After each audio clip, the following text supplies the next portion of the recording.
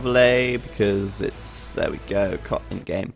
Alright, so here we are. We're back again for the third game. Hopefully, this time it's gonna be right. And yeah, we've got the best of 3 between Siesta and PBTD for the Clash of the Titans. Third game, it's the decider at 1-1 each at the moment. That is exactly right, and it looks like we are on islands right now. Going to be interesting, because we did see Siesta win the first island, well, water map, I guess I can say. Baltic/sea/continental, whatever it was. Yeah, I mean, Siesta, I think, definitely making the right choice for choosing a water map here. It seems to me like he's more confident on water maps, and perhaps D much more confident on Arabia. So this game could be close. And we're going to see some pretty typical starting here, I think, with just 3-dock galley rush, maybe a 4th as well. I agree. Going into the 3-dock just seems like the way most of these water maps kind of tend to play out, because of course it's the best you can sustain for the time, and then adding on that 4th as soon as you can with resource production. So going from there, it's really the obvious choice. Yeah, and then it pretty much comes down to micro, as long as you've had an efficient and effective feudal age, well, dark age even. I can't really say so far who out of these guys has the better micro. It's kind of hard to say because we've not really seen that much of it. But I don't know, do you have any idea perhaps? Watching the towers come up, it seemed that Siesta did get on top of it really quickly. He reacted really well to it. Did lose a villager in the middle of the map, I think, but I don't know, you can't really comment on speed at this point. If we'd seen the first game on the water, I think we'd have a lot better opinion. Definitely. But because of what we've seen, it's basically just been mass versus mass at this point. Yeah, definitely. One thing we didn't actually point out yet is that they're both playing as Huns again. It seems like both of them pretty comfortable with Huns, and Huns certainly a good civilization choice for any water map. Of course, saving all the wood with the houses that they don't have to build, going to be able to put that directly into ship production, dock production. Going to be in a pretty good situation. Yeah, precisely, and you know, Huns definitely up there with Vikings, and, well, not quite with Vikings, but up there with Vikings, Japanese, Saracens. Good water civilization for sure. D there seemed like he went to lure that boar, but lost it, and that's not ideal. Of course, in water maps like this, the Dark Age is so important because you have to get a good feudal time, because even if you're a couple of galleys behind in the feudal age, it can make a huge difference. Yeah, you're exactly right. With that, if you're 30 seconds behind, that means your first wave of galleys is going to be delayed so much that your opponent's pretty much going to be sending them at you by the time you have them out. They should be in front of your dock, ready to go by the time your galleys first come out, which means his reinforcements will be there very quickly. Exactly. And you know what, D there, very nearly losing a villager as well, which is certainly not ideal. I'll have a quick look at Siesta right now. He seems to be doing alright. First boar taken, and his dock is up as well, so he's going to get that fishing ship out in just a moment. Siesta also docking right on the front there, and D more to the side. It looks to me like D wants to play a little bit more defensively in this kind of situation here. Of course, docking there means he doesn't really want to go for direct confrontation, in my opinion. Yeah. It's kind of an indication of that. Of course, you can always be sure as well that the fish in the edges of the map are going to be a lot nicer, generally. So D docking on the right-hand side here does mean, however, that if Siesta does get aggressive, then this center area of the map is going to be very much under his control, and D may find himself struggling to send a landing over if that's what he wants to do. Exactly. I feel like that'd be a good option for D at this point, judging by the fact he played so well in Arabia. Definitely if he can bring into land-to-land combat, going to have a lot better chance of taking the game, I believe. Yeah, that's something I always kind of hope for as well anyway, just because we see so many water maps where it's just galley wars until post-Imperial age, and then someone thinks, maybe I should land. But I kind of hope that they go for a landing a bit sooner, because it does give us something a little bit extra to look forward to and to watch, which is always exciting. Yeah, whenever anything seems to break the mold, it's always a good thing to watch. Yeah, definitely. You know, that's why I think Arabia Hun Wars, whilst they do really showcase a player's ability, and it's you know, like the bread and butter of AOC, as we said, they kind of do get a bit repetitive. You can know what to expect every time, and I feel it's almost the same with some water maps as well. Yeah, I completely agree. It's really easy to get a high ranking in Arabia in Hun Wars just because of the fact that it's usually the same kind of playstyle and you get used to it and expect certain things to happen. You know when certain things need to be done. Yeah. And it's kind of like the water, like you said. It's based a lot around build orders in my opinion. Yeah, on water, definitely. One thing to note here, though, is that that second board, that board delay, the second board delay as well for D, did mean that he was slightly slower up to feudal there. He struggled to get the 500 food that he needed, and that does mean that Siesta's going to hit feudal first. And it does look like he's about to go and build his second dock right now, a little bit early with that villager, but he's going to go build that dock, and with that slight advantage up to the feudal age, he could make something of it. But PBTD here, with 6 even, fishing ships on the right-hand side, which is certainly not a standard amount. Yeah, so it's going to be interesting whether or not... It's the thing, though, whether or not they're calling them a water player or they're just kind of making it up as they go. Because that's where you'll really see the differences come up, and if that's the way it goes, we might see S1iesta come in here and just kind of cruise through all these fishing ships straight away. Yeah, but you know, S1iesta actually doesn't know where PBT's docks are right now. It could be the case that he actually searches along the front, and because PBTD's built his dock on the right-hand side, S1iesta could go searching off on the left somewhere, just looking for his docks. So PBTD could buy himself some time here by docking on the right, and those extra fishing ships could actually get him ahead a little bit later on once the bonus of having those fishing ships there starts to kick in. You're definitely right. At this stage, like, scouting the docks is a big deal because you actually need to get there before you can do any damage. And the more that's delayed, of course, the bigger the advantage is going to be, especially if S1iesta goes around the left-hand side there and D's able to push in and get some of S1iesta's fishing ships. Exactly. I mean, it could be the case that, S1iesta stays in defense. At the moment, though, just splitting his galleys up right now, going to search for PBTD's docks. And if, as you said, D plays defensively, he could actually end up getting his fishing ships quite secure here, and maybe going to take an advantage from that. Ooh, we're seeing a fourth dock actually come up from D already. Yeah, compared nice. to the 3 docks of S1iesta. My only question is, do you think they'll be able to support the production of a fourth dock already? Well, it's certainly not impossible to do. You can see he's not taking any food at all right now. I imagine S1iesta isn't... Oh, he is. He's still taking 3 villagers on sheep. So, you know, he's got all of his villagers on wood and gold. He's got a few extra fishing ships taking fish as well. So he's going to be able to keep villager production up. And I think at this stage he should be able to just keep production up from all 4. Definitely skating on the line, you're exactly right. And it looks like, yes, just keeping production from all 3 docks there. So, of course, going to have an extra galley out when the time comes to it compared to the 3 docks of his opponent in this stage. Yeah, and I'm going to be curious to see if S1iesta does add that extra dock. Of course, if you do have the 4th dock, it can mean that you're slightly slower to go up to the castle age, because obviously you've got more villagers taking wood and gold than your opponent has, but... it could make all the difference if he takes out S1iesta's fishing ships. So, no actual conflict just yet. Both of them just kind of defending their fishing ships for now because they don't know where each other are. That's absolutely crazy at this point. D hasn't even pushed out to try and find it. I think he knows he needs to catch S1iesta at the moment, like, a little bit off.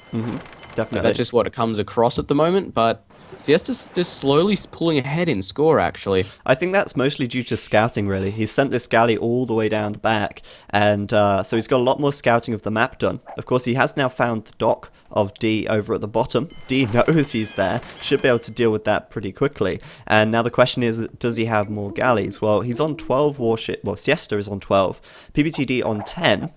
So he is slightly further behind, but of course he does have that extra dock, so he could catch up pretty quickly.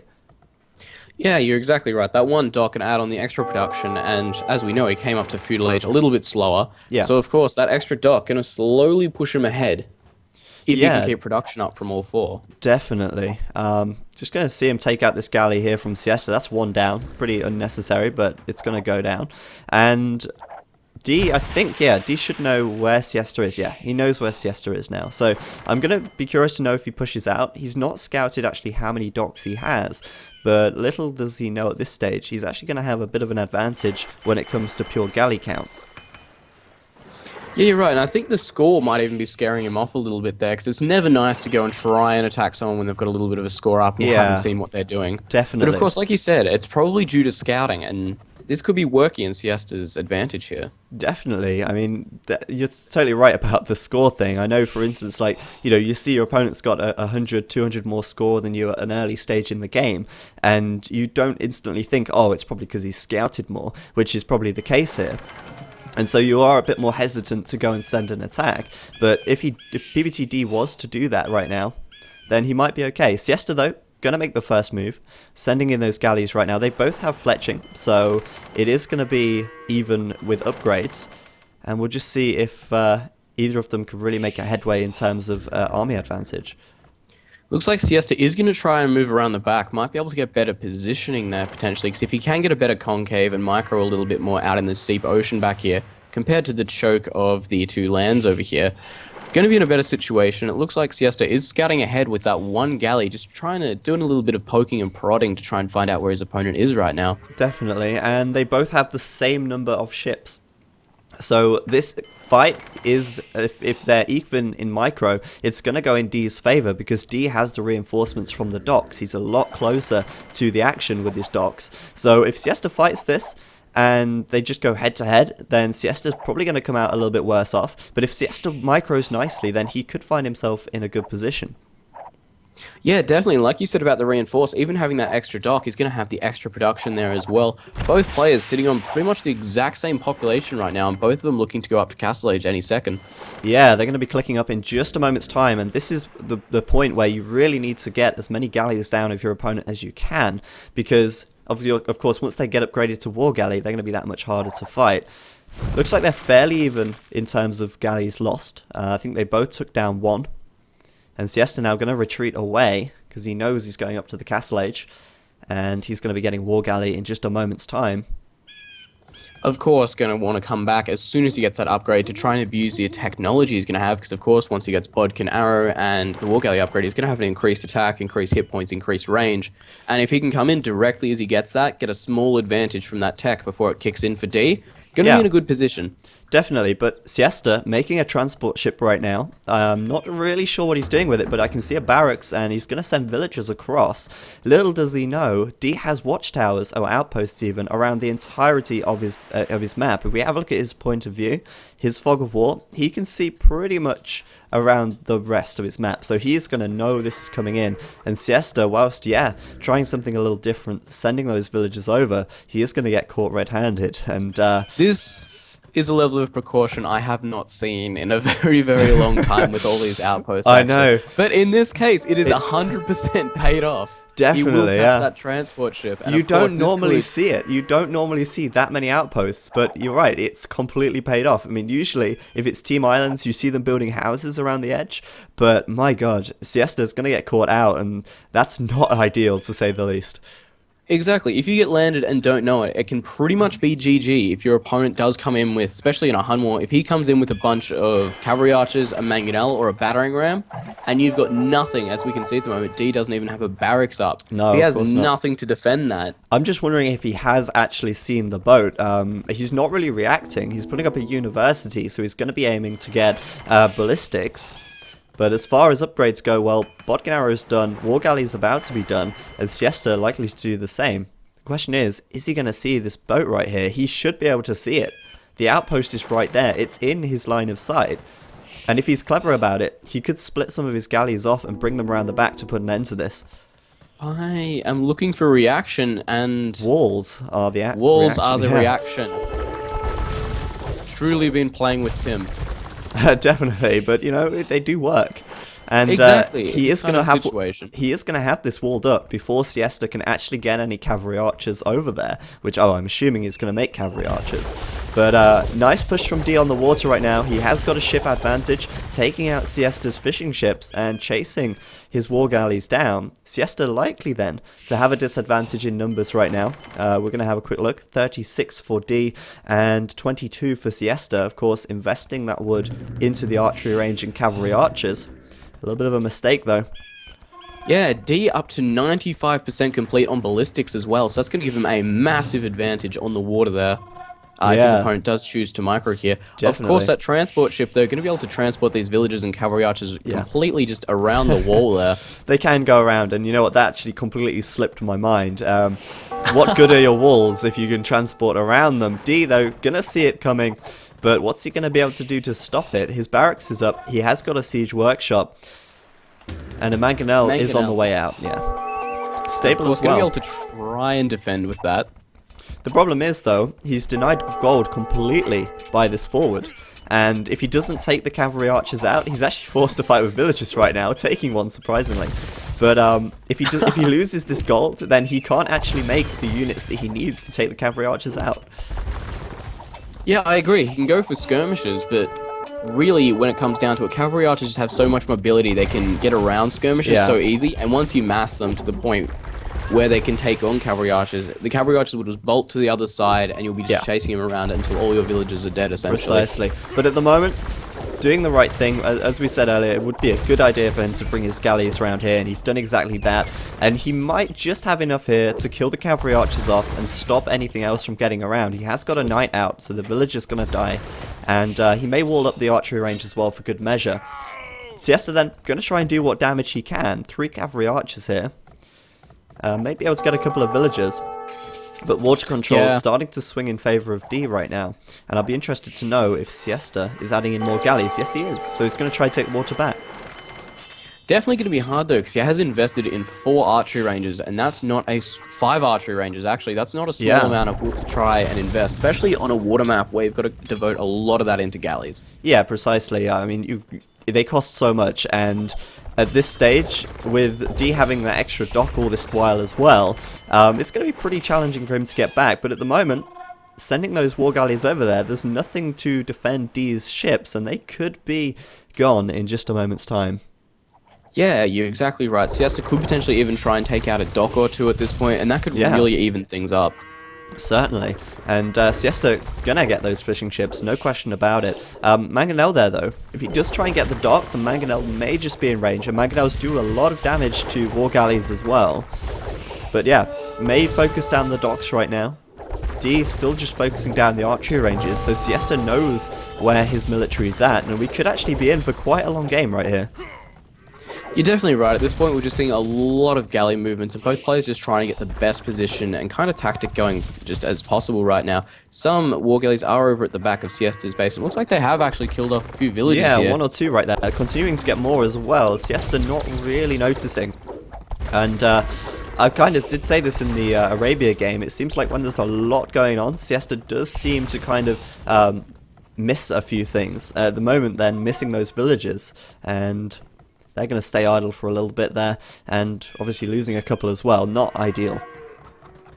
2 villages actually still in the middle of D's island right now, but those outposts really paying for themselves now and spotting those guys. Oh yeah. So really not going to have any trouble just hunting them down, actually. Even has a scout there, so he could potentially go for it already. Yeah, definitely. And Siesta, though, is focusing down these docks. D is down to 3 docks, about to go down to 2. So D could actually take the water back right now.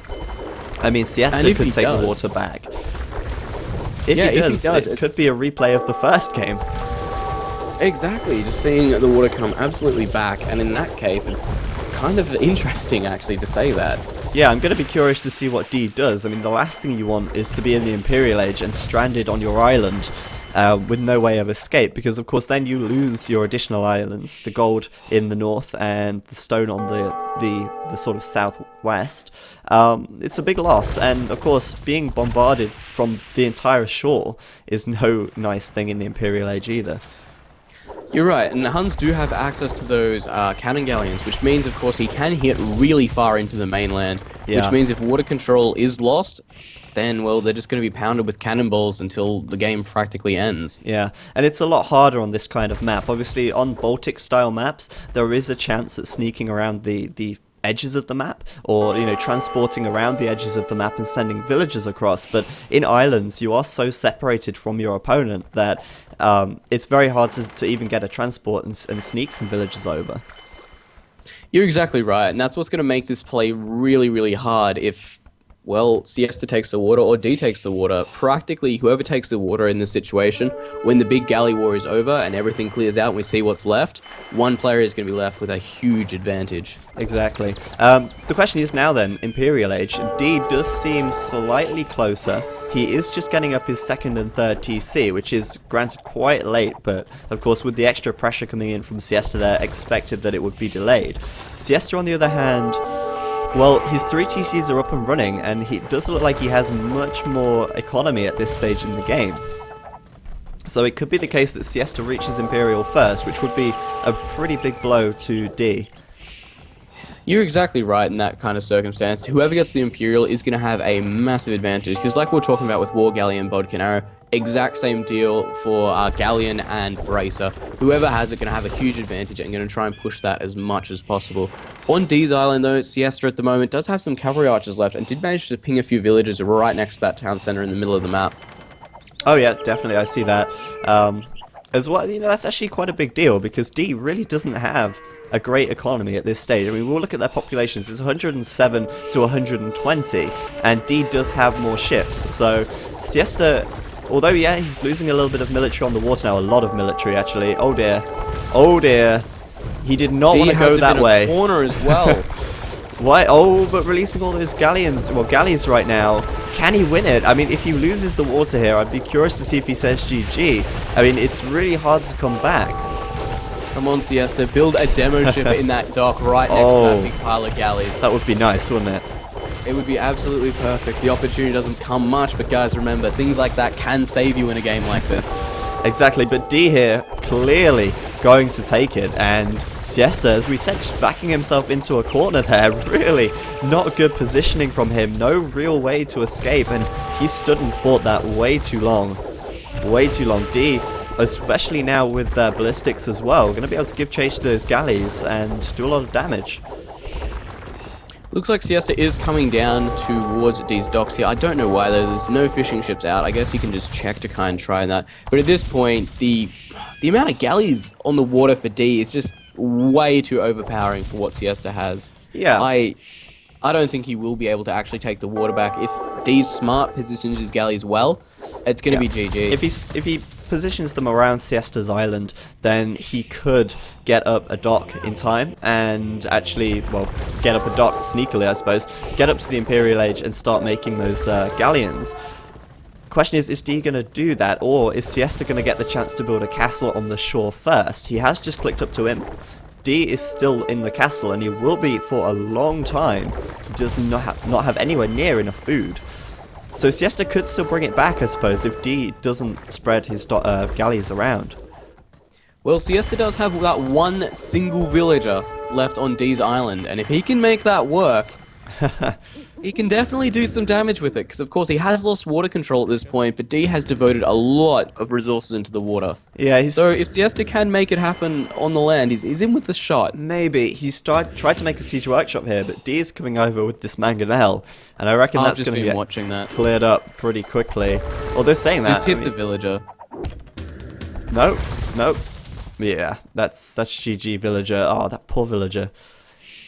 But he had a chance as well. That's the worst bit. He did. Oh, no, he still has a chance. I don't know with that mangonel there, but definitely worth a shot. Man, the mangonel nearly went down as well. I wonder if he's actually going to notice that. I'm curious to know. But Siesta then, building docks again on the left side, but he's up to Imp. He's almost 60-70% right now. 61%. And D is not. He's still in castle. And I'm curious to see. He's still adding in those war galleys, but with Galleon out on the water, things could still turn around. Exactly. Siesta putting up a hell of a lot of docks towards the left-hand corner of the map right now. And if he gets Bracer and Galleon on that, of course, he does have a chance here, but it looks like D is going to find this very quickly. He's going to find that villager as well. Down it goes. The last remaining settler of D's island. That's a shame, that is. Invader, I suppose, not really settler. Definitely a good choice of words, I think, considering what he went there and did. Yeah, there's the castle on his docks as well. That's going to help him to protect those docks for now. Up to Imp as well, and D can see this castle, but will he move in to kill the villagers and stop it from going up? Well, I don't know, but if this castle goes up, he's going to keep his docks safe. and Siesta could bring it back. He could still do it. There we go, D moving in to try and stop the castle right now. I think those galleys will actually have the range to be able to push all those villagers back, and that might be GG there. Ooh, maybe, but he could still release all of these galleys from the docks, and he may have enough. He does have like 4, 5, 6, maybe about 15 galleys inside of his docks right there. If he gets Bracer, which is he just has, and releases these, he may be able to push D back still. Galleon at 95%. It's going to get done. The dock's not going to go down. Now he's going to release the ships. Release the hounds. And there they go. D is going to flee straight away. And definitely ship a good choice. 26 ships for Siesta, 55 for D, but D is still in the castle age. So Siesta hanging in there by a thread. Yeah, technology here saving his life. Definitely. Now, one thing at this stage he could do, he has got the monastery, he could collect up that relic, and, well, the 2 relics that are on his island. That would certainly help, as gold is starting to get a little scarce right now. Definitely, it looks like the relic placement's been pretty even as well, actually, which is always nice. Let's have a look. Where are the other? One on the front for D, and one at the back for D. 2, I can see 2 on each island. Looks about right to me. Yeah, it looks pretty even to me. Yeah. So you're seeing the exact same ones I am. I don't think we've got any others. I'm just having a quick look, and doesn't look like it. Of course, once you get to the really late stages of the game, those relics can make a bit of a difference. I mean, they do give you a lot of gold over time, so of course the earlier you collect them, the better. But the difference between having them and not having them could mean the difference between a win or a loss.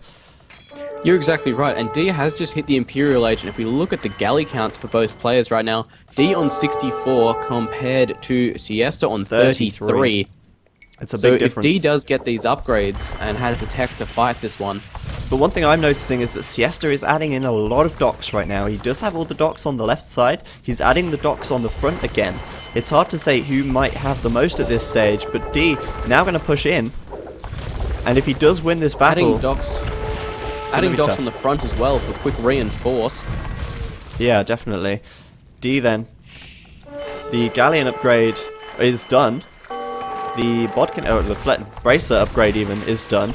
Neither of them have chemistry, but we could see that coming up fairly soon. But D now has got Siesta pretty pinned in there, and Siesta going to lose a lot of ships. And I think at this stage he's going to be so hard pressed to get back onto the water. I just can't see how it's going to happen. Yeah, chemistry already on the way for D as well, so trying to pull out every advantage he can right now. He's seen exactly how Siesta's playing right now, and he's playing till the end, essentially here. He's gone for the water multiple times. He lost his forward on his opponent's island, and that didn't stop him. Lost all his galleys, that didn't stop him again. Of course, but you know, this is a tournament, there's a lot of money up for grabs, and Siesta gonna give it everything he's got. He is still adding galleons on the left side, another castle as well. And you know, he's still going to keep in there, but at this stage now that PBTD has most of the water control, he can start to really press in from the edges of the map, kill a lot of villagers, as we can see on this wood right here, and it's really an uphill struggle for Siesta at this stage. I'm just looking at Siesta's gold that he has left right now and debating if that's going to be hit from the shore or not, because if that is, that's probably going to be the one thing that really gets him here. Yeah, I'm not sure. He might just be able to get the one on the left, but I think the one the closest to the center of the island should be safe. But even so, he's got to get around there. I mean, he can go around the right side, but going around the left is pretty suicidal with the 2 castles there. So Siesta's fairly safe for now at the back, but certainly not on the water. D has divided up his forces though, so Siesta might be able to get a few quick picks on some galleys here. Both players having chemistry finished up, and oh, the +1 armor actually done for Siesta. Yeah, which is something that you actually don't see that often, but it can make a bit of a difference. Of course, that negates chemistry from your opponent in a sense. And that's, you know, that's a research that really you don't see that often, but sheer numbers here for D is going to win this battle. I mean, Siesta walking headlong into that and just getting cut down as he retreats, basically. Too many losses, he can't fight it, and I don't think he's going to be able to get the galleys back at this stage.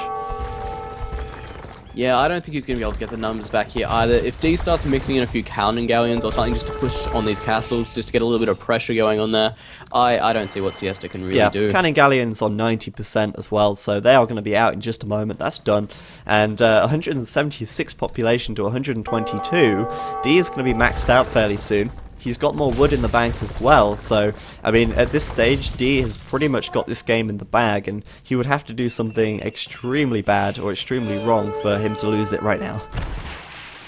Seeing capped rams actually from Siesta, so I'm debating what he's going to try and do with them. Obviously, a landing, really, I can't think of what else he's going to try and do. Well, he could use them to try and, well, he might upgrade them to siege rams, try and use them to maybe soak up some fire from the galleons, but it's going to be quite tough to do that still. You probably need a few more of them, and at the same time, it's better to have the galleons on the water than the rams on the land. Yeah, I completely agree, but I guess at this stage, like we said, it's all the tricks coming out. He's trying to win it in every way he possibly can. And Yeah, definitely. soaking up a bit of extra damage with rams, then go Why for not? it. He's going to bring them in right there. You see distracting the arrow, well, the fire from D. Could make a little bit of a difference here. But D not going to be so foolish. He's going to try and attack manually or get away from the shore there. Cannon Galleon, though, is on its way over. Where is it? I clicked on it. There it is. And that Cannon Galleon could make quite a big difference now. Once these castles go down, D could take out the docks. But no! The Cannon Galleon just getting sunked. No question. Those rams moving right out onto the edge there, of course, trying to soak up as much damage as possible. And definitely effective, but in this situation, D's just got so many numbers. Yeah. It's really not making a massive Yeah, difference. he really is so outnumbered. He just can't really... He just can't really push it back. It's hard to say. It's Siesta 130, D 156, both of them losing a lot of units very quickly. 37 warships on the water for Siesta, 72 on the water for D right now. D is going to win this battle, and then it's up to Siesta what he does after that. I don't know if there's really a lot he can do after that, honestly. Like, once he loses his water, he's going to be pinned down on this island, and then if he doesn't resign out, D can just put up a siege workshop and really start doing some damage. Yeah. But I would expect him to, once he loses complete control of the water, which I have no doubt is going to happen very, very soon with those cannon galleons out in play, he's not really going to be able to do a lot. One thing though is for sure, PBTD did make a pretty big mistake there. He left a lot of his army back at home. He had a lot of his army up in the north as well, and he didn't actually engage fully with that entire army. Those rams from Siesta as well, making quite a big difference there. I mean, D still has a massive galley advantage, but Siesta started to claw it back slightly in that engagement. The problem is, if he loses any more water now, he is going to lose a lot of villages as well. Those villages there so close to the edge of the map, of the water even, and D can pick them off so quickly and so easily.